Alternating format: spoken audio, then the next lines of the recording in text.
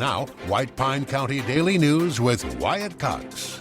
And a good Wednesday morning to you. KELY News sponsored by Sahara Motors. The Kawasaki KX450 built out of the box with everything you need to dominate the track.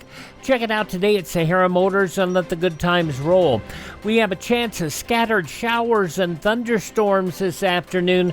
Biggest concern is dry lightning that could lead to some fire starts. Wind gusts to 30 miles an hour. We will see a high around 89 degrees. White Pine County Commission meets this morning with a full agenda that includes county finances, personnel matters, infrastructure updates, and preparations for summer events. Commissioners expected to consider renewing the county's insurance coverage through the Nevada Public Agency Insurance Pool, and we'll hear an update on road and infrastructure projects from Road Superintendent Martin Trout. The board will also consider appointing Lloyd Eugene Phillips Jr. to the Airport Advisory Board, discuss advertising for a building inspector position, and review proposed property tax rates for the 26-27 fiscal year. Additional items include grant funding requests for library ADA improvements and the senior meal program, as well as a request to close Clark Street for the annual Arts in the Park Festival, scheduled July 31st through August 2nd. You'll hear live coverage of the meeting right here on KELY beginning at 9 o'clock. Commissioners will also hold a special meeting Monday afternoon at 1 to conduct a public hearing and consider approval of a budget augmentation for fiscal year 2026. The proposed resolution would appropriate funds from the county's Emergency Medical Services Fund for payment to the White Pine County Fire District. White Pine County Sheriff's Office had a busy Monday to arrest several active investigations.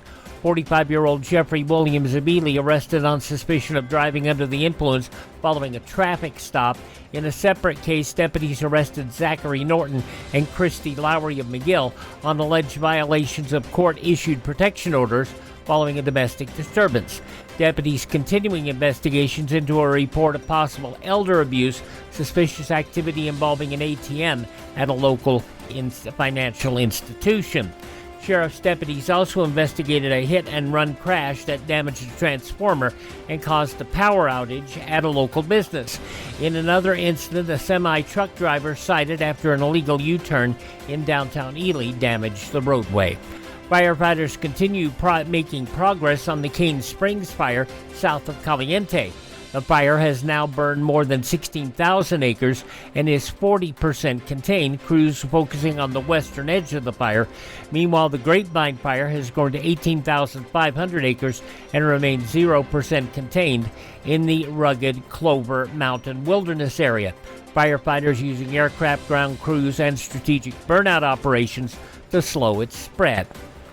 Nevada Assemblyman Burt Gurr says he plans to introduce legislation in the 2027 session addressing participation of transgender athletes in school sports. Gurr says the bill would require athletes to compete based on sex assigned at birth and would classify school sports as male, female, or co-ed. He says the proposal was submitted for drafting on June 19th.